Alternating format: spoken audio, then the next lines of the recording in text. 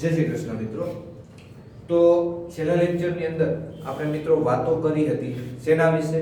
તો કે અન્ન સ્ત્રોતમાં સુધારા છે શા માટે કરવા જોઈએ, બરાબર? ત્યારબાદ કયા કયા અન્નમાંથી પ્રોટીન છે, ચરબી છે, વિટામિન્સ છે, કાર્બોદિત છે એ મળી આવે છે, બરાબર ને? આના વિશે આપણે ચર્ચા કરી ગયા હતા। ત્યારબાદ પાકના પ્રકાર જોયા હતા। મુખ્યત્વે બે પ્રકાર છે, ખરીફ પાક એટલે કે ચોમાસામાં પાક લેવાતા પાકો, અને બીજા પાકો કયા છે મિત્રો? રવિ પાક કે જે શિયાળાની અંદર લેવામાં આવે છે। એના ઉદાહરણો પણ જોયા હતા, બરાબર? ત્યારબાદ શ્વેત ક્રાંતિ, હરિયાળી ક્રાંતિ વિશે પણ વાત કરી હતી આપણે।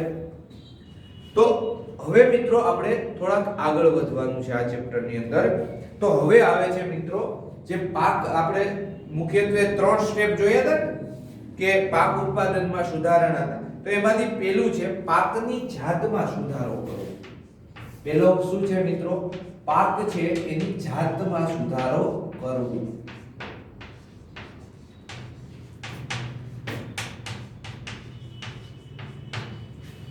તો શું કીધું છે? કોઈ પણ જાત હોય એને સારી જાતમાં કન્વર્ટ કરવું, એટલે વધારે સારું બનાવવું કે જેથી વધારે સારી રીતે પાક ઉત્પાદન આપી શકે। મતલબ કે કહી શકાય કે વધારે તાપમાનમાં એ રહી શકે, ઓછા તાપમાનમાં એ રહી શકે। એની અંદર શું કરવાનું છે? સુધારણા કરવાની છે। તો આ પાક ઉત્પાદન, પાક જાતમાં સુધારો કઈ રીતે કરવામાં આવે છે તો એ આપણે હવે જોવાનું છે। તો કે પાકનું ઉત્પાદન સારું થાય તે પ્રયત્ન પાકની જાતિની પસંદગી પર આધારિત છે। તો પાકનું ઉત્પાદન સારું થાય એ કોની ઉપર આધારિત છે? પાકની કેવી જાત છે, બરાબર? સારું ઉત્પાદન કોની ઉપર આધારિત છે મિત્રો? તો કે પાકની જાત પર આધારિત છે। પાકની જાત પર સારી જાત હશે તો સારું ઉત્પાદન આપશે, થોડીક નબળી જાત હશે તો નબળું ઉત્પાદન આપશે। આપણે જોઈએ છીએ કે અમુક પશુઓ છે એ સારું દૂધ આપે છે, અને અમુક પશુઓ હોય એ જ પણ દૂધ ઉત્પાદન એનું ઓછું હોય છે, તો એનું મતલબ સારી જાત છે, બરાબર? પાકની જાતિઓ કે જે જાતો માટે વિવિધ ઉપયોગી લક્ષણ, જેવા કે કેવા લક્ષણો હોવા જોઈએ પાકની જાતના? તો કે એવું કીધું છે કે રોગ પ્રતિકારક ક્ષમતા, જેવી રીતે આપણી અંદર સારી રોગ પ્રતિકારક શક્તિ હોય તો આપણે બીમાર ઓછા પડીએ, એવી રીતે પાક ઉત્પાદનમાં મેઇન ફેક્ટર પેલું એ જ આવે છે। શું? તો કે રોગ પ્રતિકારક શક્તિ કોની? વનસ્પતિની। તો જો એ સારી હશે તો પાકની અંદર રોગ કેવો આવશે મિત્રો? ઓછો આવશે। તો એને લીધે પાકને થતું નુકસાન છે એ બચાવી શકાય છે, એનાથી બચી શકાય છે। એટલે પાક છે એ કેવો જોવા મળશે? વધારે પ્રમાણમાં સારો, એટલે કે ઉત્પાદન વધશે, બરાબર? તો એનું પહેલું લક્ષણ કેવું હોવું જોઈએ સારી જાતનું? તો કે રોગ પ્રતિકારક શક્તિ। રોગ પ્રતિકારક શક્તિ અથવા તો ક્ષમતા। ત્યારબાદ તો કે ખાતર પ્રત્યે પ્રતિચાર। એ ખાતર પ્રત્યે કેવો પ્રતિચાર આપે છે? દાખલા તરીકે હું એમ કહું કે તમે ગરમ વસ્તુને આમ અડો, તમને ખબર નથી આ ગરમ છે, આ ફૂલ ગરમ હોય બોલ, અડો તો આપણો હાથ છે ડાયરેક્ટ પાછો લઈ લે, મતલબ કે પ્રતિચાર મળ્યો આપણને। પ્રતિચાર મતલબ કે તમે ખાતર નાખો છો, એ કેવો પ્રતિચાર આપે છે? ઝડપથી વધે છે, ઓછા ઝડપથી વધે છે, બરાબર? એટલે ખાતર નાખો છો તો એ કેવો એને અનુસરીને શું આપે છે? તો કે એને અનુલક્ષીને તમને પાક આપે છે। એટલે કે ખાતર સામે કેવો પ્રતિચાર આપે છે, બરાબર? ખાતર સામે પ્રતિચાર મતલબ કે ખાતર નાખો તો સારું થતો હોય, ઓછા ખાતરે એ પાક સારો થઈ શકતો હોય, એવી કહી શકાય। નિપજની ગુણવત્તા મતલબ કે જે ઉત્પાદન થાય છે એની ગુણવત્તા કેવી છે, બરાબર? નિપજની ગુણવત્તા મતલબ કે સારી ગુણવત્તા વાળી વસ્તુ હોવી જોઈએ, બરાબર? આપણે શાકભાજી લેવા જઈએ કે બીજી કઈ વસ્તુ લેવા જઈએ તો સારી હોય ને એવી વસ્તુઓ આપણે સિલેક્ટ કરીએ છીએ, બરાબર? અથવા તો ઘઉં છે, તમારા મમ્મી પપ્પા ઘઉં કે ચોખા એ સારા હોય એવા લે છે, ખરાબ લેતા નથી, બરાબર? અને ઊંચા ઉત્પાદનને આધારે પસંદગી કરી। ઊંચા શું હોવું જોઈએ? એનું ઊંચું ઉત્પાદન મતલબ કે સારું એવી પાક ઉત્પન્ન થવો જોઈએ, બરાબર? ઊંચા ઉત્પાદનને આધારે પસંદગી કરી શું કરવામાં આવે છે મિત્રો? પ્રજનન કરવામાં આવે છે। પ્રજનન કરવામાં આવે છે। આવા જે ગુણધર્મો હોય એને આધારે શું કરવામાં આવે છે? પ્રજનન. મતલબ કે જે વનસ્પતિ આ બધી ક્ષમતા ધરાવતી હોય એના પરાગરજ લઈ અમુક છોડવા ઉપર મૂકી સંકરણ કરી એ બિયારણને શું કરવામાં આવે છે મિત્રો? ઉત્પાદન કરવામાં આવે છે. એટલે જે નવી ઉત્પાદન થશે એની અંદર આ બધા ગુણધર્મો હશે. આપણે જો આપણા લક્ષણો છે એ કોના આધારિત હોય છે? તો કે મમ્મી પપ્પાના. એટલે કે આનુવંશિક લક્ષણો થયા ને, તો મમ્મી પપ્પાને આધારે લક્ષણ છે. તો અહીંયા જે બીજ છે એ કોના આધારે છે? તો કે પરાગરજને આધારે. બરાબર, સ્ત્રી કેસર અને પુંકેસરને આધારે આ બધા લક્ષણો છે એનો વિકાસ કરી શકાય છે. સંકરણ વિધિમાં વિવિધ આનુવંશિક લક્ષણો વાળી વનસ્પતિઓમાં સંકરણ કરવામાં આવે છે. વિવિધ આનુવંશિક લક્ષણો કીધા અહીંયા મિત્રો. આનુવંશિક એટલે આપણે કીધું હમણાં એમ મમ્મી પપ્પાના લક્ષણો આપણી અંદર આવ્યા, તો એમ સારી ક્વોલિટી વાળા છોડવાઓ હોય એનું શું કરવામાં આવે? સંકરણ કરવામાં આવે. બરાબર, એટલે અહીંયા પહેલા જ કીધું છે શું? વિવિધ આનુવંશિક લક્ષણો એટલે કે વધારે લક્ષણો હોય.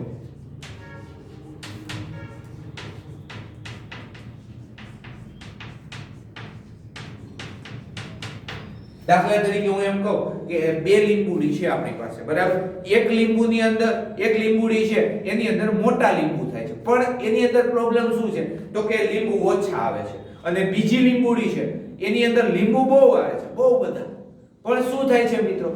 તો કે એનું કદ છે એકદમ નાનું છે. તો શું કરવું પડે? તો કે આની પરાગરજ લઈ આની અંદર ઉમેરવામાં આવે અને મતલબ કે આ બેનું સંકરણ કરવામાં આવે તો નવી જાતિ ઉદ્ભવશે. એની અંદર બંનેના લક્ષણો હશે. શું? તો કે લીંબુ છે એ મોટા થશે, બરાબર. ત્યારબાદ ઓછા લીંબુ આવતા હતા એ વધી જશે, એટલે કે વધારે આવશે. તો અહીંયા જો મિત્રો લીંબુનું કદે વધી ગયું ને સંખ્યા વધી ગઈ, તો એ શું થયું? લક્ષણ. બરાબર, એટલે કે વિવિધ આનુવંશિક લક્ષણો વાળી વનસ્પતિઓમાં શું કરવામાં આવે છે? સંકરણ કરવામાં આવે છે, કે જેના આનુવંશિક લક્ષણો છે એ વધારે હોય એવી વનસ્પતિના. બરાબર, આ સંકરણ આંતરજાતીય બે ભિન્ન જાતિ વચ્ચે હોઈ શકે. મતલબ કે બે જુદી જુદી જાતિના વૃક્ષો હોય.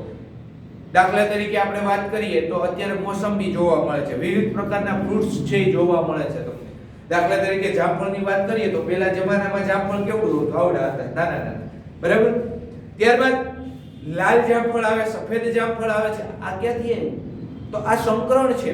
ત્યારબાદ અત્યારના જામફળ જુઓ, કિલોનો એક જામફળ તમને બજારની અંદર જોવા મળે છે. 1 કિલોનું એક જામફળ હોય, 500 ગ્રામનું એક જામફળ હોય. જ્યારે પહેલામાં તો કે એક કિલોની અંદર 7-8 જામફળ આવી જતા, પણ અત્યારે એવું છે અને એવી વિવિધ પ્રવૃત્તિઓ છે મિત્રો. તમે જુઓ, એક જ પ્રકારને શાક હોય.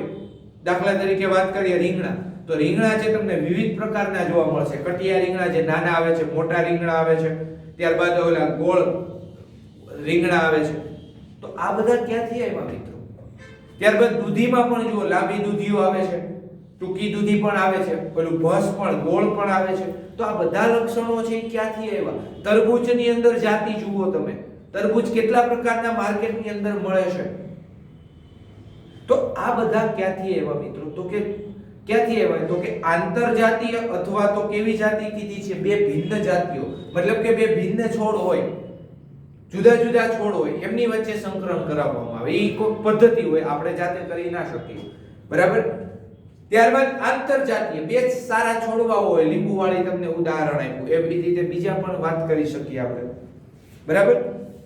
તો વચ્ચે કરી શકાય છે. ત્યારબાદ પાક સુધારણાની બીજી રીત શું છે? ઐચ્છિક લક્ષણો વાળા જનીનને ઉમેરવામાં આવે.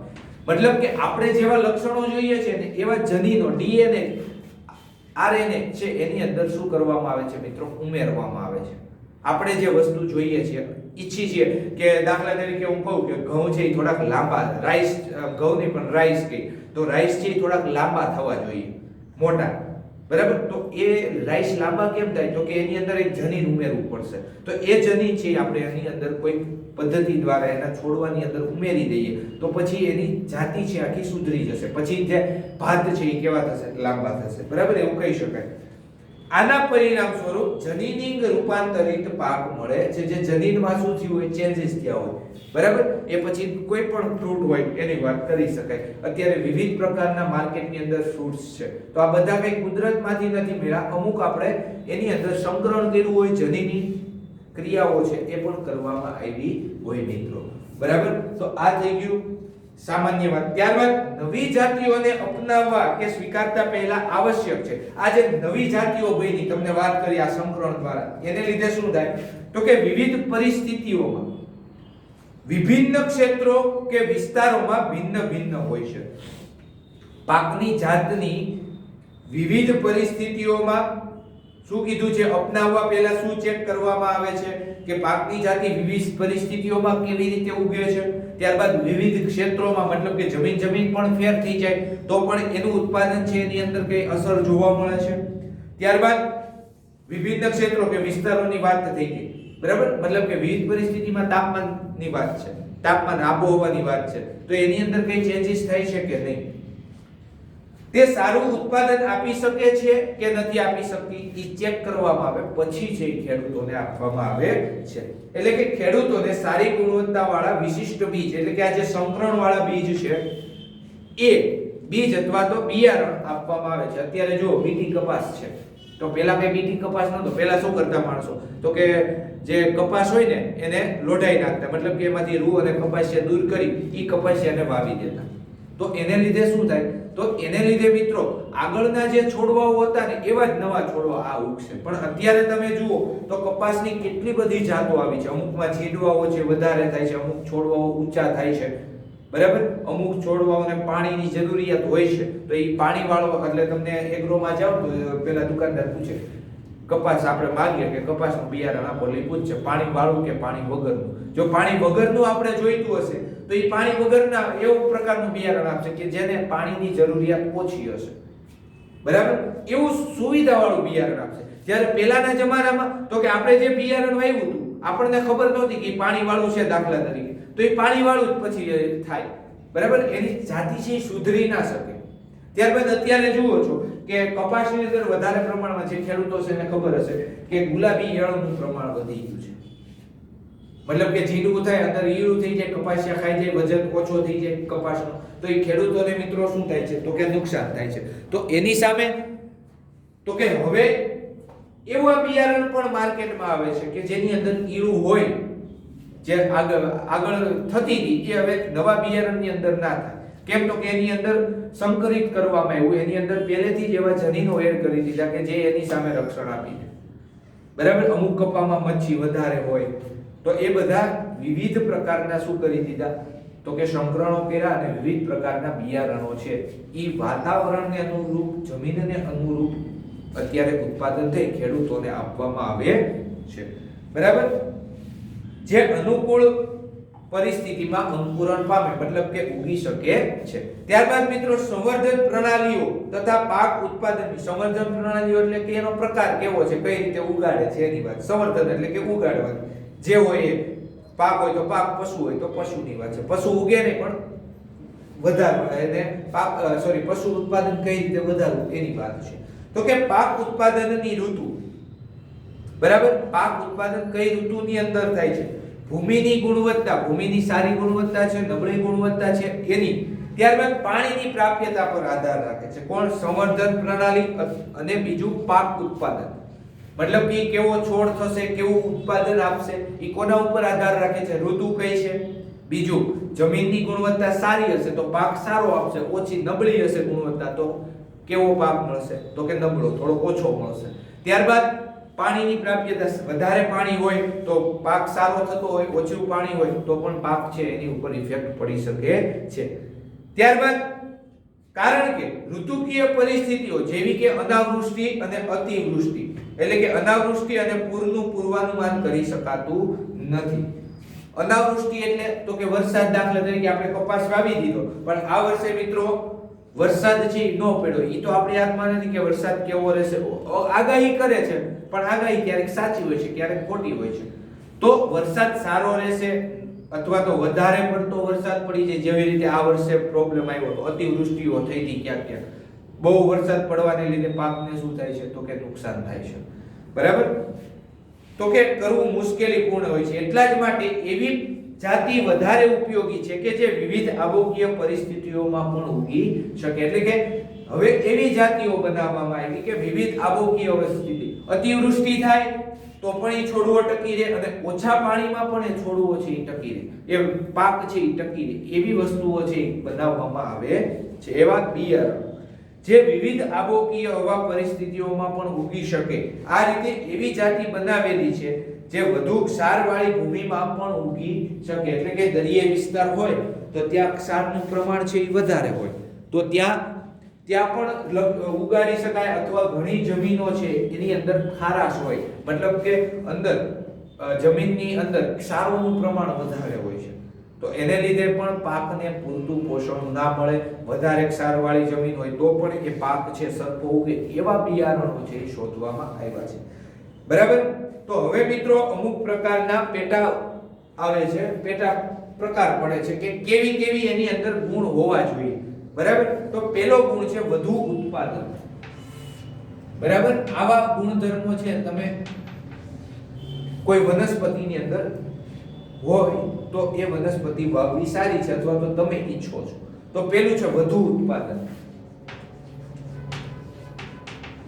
તો વધુ ઉત્પાદન મતલબ અહીંયા એકર દીઠ કીધું છે. એકર દીઠ પહેલાના જમાનામાં દાખલા તરીકે 50 મણ કપાસ થતો હોય, તો અત્યારે એ કપાસને કેવી રીતે વધારી શકાય?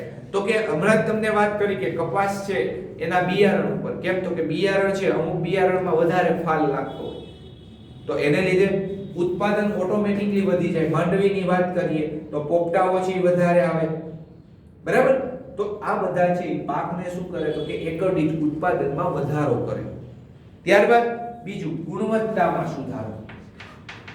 બીજું શું છે મિત્રો? એની ગુણવત્તામાં પણ સુધારો. કઈ રીતે? કેવું? તો કીધું છે અહીંયા પાક ઉત્પાદનની ગુણવત્તા પ્રત્યેક પાકમાં ભિન્ન હોય છે, મતલબ કે જુદા જુદા પાકમાં એની ગુણવત્તા કેવી છે, એ કેવો એના લક્ષણો છે એ કેવી હોય છે, જુદી જુદી. ઘઉંમાં બેકિંગ ગુણવત્તા વધારે હોય છે, પાકવાની ગુણવત્તા વધારે હોય છે. બરાબર. અથવા તો એવું કહી શકો કે એની અંદર કાર્બોદિત વધારે હોય છે. કઠોળમાં પ્રોટીનની ગુણવત્તા હોય છે, મતલબ કે અત્યારના ચણા અને પહેલાના ચણા હોય તો પહેલાના ચણામાં પ્રોટીન હોય એ ઓછું હોય, અને અત્યારના ચણામાં પ્રોટીન છે એ વધારે હોય, તો એ ગુણવત્તામાં સુધારો થયો. બરાબર.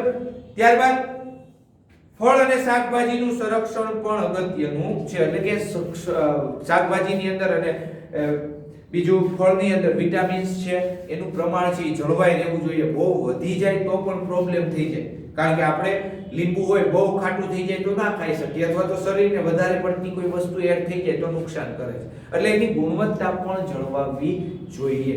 વધી જાય તો એ પ્રોબ્લેમ, ઓછું થઈ જાય તો એ પ્રોબ્લેમ. બરાબર. એટલે ચણામાં વાત કરી કે પહેલાના કઠોળમાં ઓછું પ્રોટીન હોય અને હવે વધી જાય એકોએક તો પણ પ્રોબ્લેમ થાય. એટલે એનું લેવલ છે જળવાવું જોઈએ. બરાબર. તો બીજો પોઈન્ટ થઈ ગયો. ત્રીજો ટોપિક છે જૈવિક અને અજૈવિક પ્રતિરોધકતા. જૈવિક અને અજૈવિક પ્રતિરોધકતા કઈ છે હમણાં જોઈએ. તો એવું કે છે મિત્રો કે જૈવિક તો કે કીટકો અને કૃમિઓ, એટલે કે રોગો જે થાય છે એ જૈવિકમાં આવે છે, જેને લીધે થાય છે. બરાબર. અને અજૈવિક તો કે વધુ પડતી ક્ષારતા હોય, વધુ પડતું પાણી હોય, વધુ પડતી ગરમી હોય, ઠંડી તથા પરિસ્થિતિઓને કારણે પાક ઉત્પાદકતા ઓછી થઈ શકે છે. કેમ તો કે જૈવિક છે તો કોઈ રોગ લાગુ પડી જાય તો શું થાય તો કે પાકની ગુણવત્તા અથવા ઉત્પાદન છે ઓછું થઈ જાય. અજૈવિક એટલે હમણાં વાત કરી કે વધારે તાપમાન, વધારે ગરમી, વધારે પાણી વધારે પડતું તો એના ઉત્પાદનમાં મિત્રો શું થાય? ઘટાડો થઈ શકે છે. ક્ષારતા, હિમપાત મતલબ ઠંડી વધારે છે એમ, તો એને લીધે પાકમાં શું થઈ શકે? નુકસાન થઈ શકે. બરાબર. આ પરિસ્થિતિઓને સહન કરી શકે તે જાતિ પાક ઉત્પાદનના સુધારણામાં લાવી શકાય. મતલબ કે આની સામે આ બધું વધી જાય તો એની સામે રક્ષણ મેળવી શકતી હોય કુદરતી રીતે એવી વનસ્પતિઓ, એવા જે છોડવાઓ છે એને આપણે શું કરી શકીએ તો કે સુધારણામાં લાવી શકાય. મતલબ કે એના જે ગુણધર્મો છે એ બીજા છોડવામાં કઈ રીતે એડ કરી શકાય છે એની વાત છે મિત્રો. બરાબર. જૈવિક અને અજૈવિક પ્રતિરોધકતા, કારણ કે રોગ છે જો સહેલાઈથી લાગે, આ બધી જે અજૈવિક પ્રતિરોધકતા કીધી તો એને લીધે પાક ઉત્પાદન છે ઘણું ઓછું થઈ શકે છે. એટલા માટે તમને ખબર હશે ખેડૂતો એવું કહેતા હોય છે આ વર્ષે ક્યાં કઈ થયું છે, આબોહવા વાતાવરણ જ એવું છે ને કઈ થાતું નથી. ઘણીવાર તમે સાંભળ્યા હોય તમારા પપ્પા મમ્મી જો ખેતી કરતા હોય તો, અથવા આ વર્ષે સારું વાતાવરણ છે બધુંય થાય છે, બરાબર. પહેલાના સમયમાં જીરું છે એ થતું, પણ અત્યારે એ સાદી જમીનમાં નથી થતું, બહુ કેર લેવી પડે છે. કેમ તો કે એને ઝડપથી રોગ લાગુ પડે છે, બરાબર. એટલે નવી સુધારણા વાળા જે જાતિ છે એ વાવવી જોઈએ. ત્યારબાદ પરિપક્વન સમયમાં પરિવર્તન, મતલબ કે પાક ઉત્પાદનની વાત છે. પરિપક્વન પાક તૈયાર થવાનો, પરિપક્વન અને પરિપક્વન સમયમાં પરિવર્તન બહુ અગત્યનું છે. પરિપક્વન એટલે પાકવા, કોઈ પણ તૈયાર થાય, પાક તૈયાર થાય એનો સમયમાં પરિવર્તન. જો પાકને ઉગાડવાથી લઈને કાપણી કે લણણી સુધી ઓછામાં ઓછો સમયગાળો લાગે, બરાબર. તો તમારા મમ્મી પપ્પા છે જો એ ખેતી કરતા હોય અથવા દાદા દાદી હોય તો એ અમુક જગ્યા અમુક એગ્રોમાં છે કે દાખલા તરીકે બાજરો મારે જોઈએ છે તો એ એગ્રો વાળો બાજરો આપશે અને એ કહેશે કે આ 60-70 દિવસની અંદર તૈયાર થઈ જાય, અથવા તો 90 દિવસ વધી, બરાબર. એવી રીતે તલીના બિયારણમાં હોય તો કે તલી છે આ 90 દિવસની અંદર તૈયાર થઈ જશે, બરાબર. તો હવે મિત્રો પહેલાના જમાનામાં બે પાક હોય, દાખલા તરીકે એક હોય 120 દિવસમાં તૈયાર થતો હોય, અથવા તો 150 દિવસમાં અમુક પાક તૈયાર થઈ જતો હોય. મતલબ કે આપણે વાવ્યો ત્યાંથી માંડીને 150 દિવસ ગણવાના, એટલે ત્યારે એક પાક થાય, બરાબર. તો એક વર્ષમાં તમે કેટલા પાક લઈ શકો? વધીને બે. 120 દિવસ 150 દિવસમાં તૈયાર થતો હોય તો. ત્યારબાદ હવે આપણે એની ગુણવત્તામાં સુધારો કર્યો અને નવો પાક તો કે 90 દિવસ કે 120 દિવસ હોય, તો એને લીધે જુઓ 90 દિવસમાં એ પાક પાકી જતો હોય તો આપણે કેટલા બધા ઉત્પાદન લઈ શકીએ એક વર્ષની અંદર. તલ છે 90 દિવસ પહેલા 100 દિવસમાં 150 દિવસમાં પાકતા હતા, તો હવે 150 દિવસમાં પાકશે, પછી આપણે કાપશું એટલે 5-4 દિવસ બીજા થઈ જાય, બરાબર. એને લણણી કરવાના ને એના ત્યારબાદ આપણે બીજો પાક વાવશું, ત્યાં પૂરું થઈ જશે વર્ષ, મતલબ કે સીઝન છે એ બદલી શકે છે. તો એને બદલે શું થાય તો કે 90 દિવસ વાળું. તો આપણને ખબર છે, હમણાં ભણી ગયા કે જૂન થી ઓગસ્ટ મહિના દરમિયાન કેવા પાક હોય? ખરીફ પાકો એટલે કે ચોમાસા વાળા, બરાબર. તો એને પાણીની જરૂરિયાત વધારે હોય, તો હવે આપણે એવા પાકો લઈએ બાકી ચોમાસા દરમિયાન જ પાકી જતા હોય તો 90 દિવસની અંદર. તો જો 60 દિવસ વધ્યા અથવા તો 120 દિવસ હોય તો 30 દિવસ વધ્યા, મતલબ કે એક મહિના જેવો સમયગાળો વધ્યો. તો આવા 2-3 પાક વાવી દો તો આપણે વધારે પાક છે ઉત્પાદન લઈ શકીએ, બરાબર. ખબર પડી? ઓછા દિવસમાં પાકી જતા પાકો, બરાબર. એટલે સમયગાળો કીધો છે. આર્થિક દ્રષ્ટિએ પણ સારું ગણાય છે. આર્થિક દ્રષ્ટિએ કેમ કે 2-3 પાક લઈ શકાય તો વધારે ખેડૂતોને શું થાય? આવક થાય. આથી ખેડૂત પ્રતિવર્ષ પોતાના ખેતરમાં ઘણો પાક ઉગાડી શકે છે, એટલે કે થોડા દિવસોમાં વિવિધ પાકો ઉગાડી શકાય છે. ઓછા સમયગાળા હોવાને કારણે પાક ઉત્પાદનમાં ધન પણ ઓછું વપરાય છે. હવે શું થાય? 150 દિવસ હોય તો એ પાકને એટલા દિવસ આપણે સાચવવો પડે, દવા મારવી પડે. એને બદલે 90 દિવસ હોય તો 90 દિવસમાંથી પાકી જાય. જે રોગચાળો આવવાનો હોય કેટલા દિવસમાં? 90 દિવસની અંદર, બરાબર. આમાં તો કે લાંબો સમયગાળો, તો વધારે સમયગાળો હોય તો રોગ બીમારી આ રોગ એટલે મતલબ કે રોગચાળો વધારે આવી શકે છે, એટલે એની કેર છે ઓછી કરવી પડે. 90 દિવસમાં પાકતું હોય તો એમાં 2 થી 3 વાર ખાતર તમે એડ કરો તો ચાલે, પણ આમાં તો કે 150 દિવસ સુધી એને પોષણ પાડવું એને પાણી પાવું, તો 150 દિવસ સુધી આની અંદર લાઇટ બિલ જોઈએ અને આની અંદર 90 દિવસની અંદર ઓછું લાઇટ બિલ ભરે, બરાબર. એટલે આર્થિક પણ ખેડૂતોને સહાયતા મળે છે, સહાય થાય છે આવા બિયારણોને લીધે જે ઓછા સમયમાં પાકતા હોય મિત્રો, બરાબર. સમાન પરિપક્વન કાપણીની ક્રિયાને સરળ બનાવે છે, એટલે પુખ્તતા, અને કાપણી દરમિયાન થનારા પાકને નુકસાનને પણ ઓછું કરી શકાય છે. એટલે કે અમુક છોડવા છે પુખ્ત થઈ જાય પછીની વાત છે, એટલે કે અમુક સમય પછી જ એને કાપવા કે લણવામાં આવે છે કે જેથી નુકસાન ના થાય.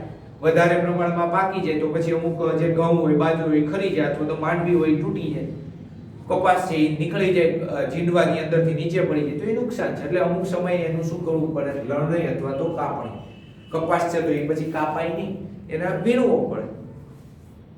ત્યારબાદ વ્યાપક અનુકૂળતા.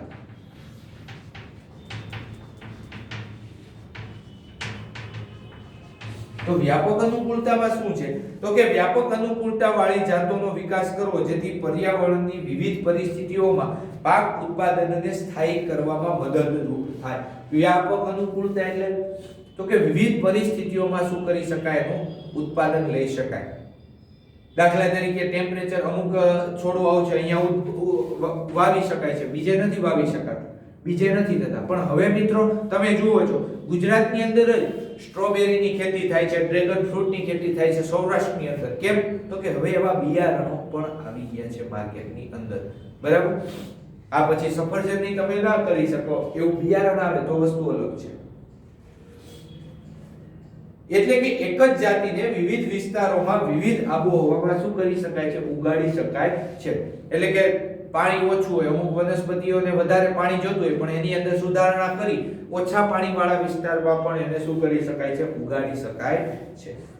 ત્યારબાદ ઐચ્છિક કૃષિકીય લાક્ષણિકતાઓ. ઐચ્છિક કેવી હોવી જોઈએ? બરાબર? ઐચ્છિક કૃષિકીય લાક્ષણિકતાઓ.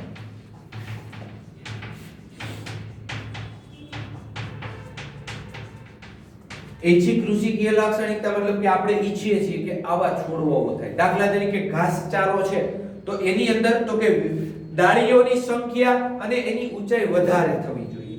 કેમ? તો કે દાખલા તરીકે હું બે છોડવા લઉં, એક છોડવો વધારે ઊંચો છે એની અંદર ડાળીઓ વધારે થઈ, બરાબર? તો એને લીધે શું થશે? ઘાસચારો જો આમાં વધી જશે, બરાબર? બીજો છોડવો એ જ છે પણ એ નીચો થાય છે, બરાબર? ડાળીઓ એ ઓછી હોય છે. ઘાસચારો કેવો થશે આમાં? તો કે એક છોડવાની અંદર ઘાસચારો ઓછો થશે, આમાં વધારે થશે. તો વધારે થાય તો નીડ છે પૂરતી થઈ શકે ઢોર માટે, બરાબર? પશુઓ માટે. એટલા માટે જે ઘાસચારાના પાક છે લાંબી અને વધુ શાખાઓ વાળા ઈચ્છિત લક્ષણ છે, બરાબર? ઘાસચારાની વાત છે. ત્યારબાદ અનાજ માટે વામન છોડ યોગ્ય છે જેથી પાકને ઉગાડવા માટે ઓછા પોષક દ્રવ્યોની જરૂર પડે. વામન મતલબ જે પાક થાય છે એ નાનો એનો છોડવો હોવો જોઈએ. કેમ? તો કે ઓછા પોષક દ્રવ્યો લે. દાખલા તરીકે આજની વાત કરીએ તો આની અંદર મિત્રો આ ધાન છે, હવે અનાજ છે, તો આની અંદર મિત્રો આને પોષક દ્રવ્યો વધારે જોશે. કેમ? તો કે આ લાંબો છોડવો છે તો વિવિધ જગ્યાએ એને પોષક દ્રવ્યોની જરૂર પડશે. જ્યારે નાનો છોડવો હશે તો એને પોષક દ્રવ્યો ઓછા જોઈશે. એના લીધે જમીનની અંદર પોષક દ્રવ્યોનું પ્રમાણ વધશે, ખાતર આપણે ઓછું નાખવું પડશે એટલા માટે, બરાબર?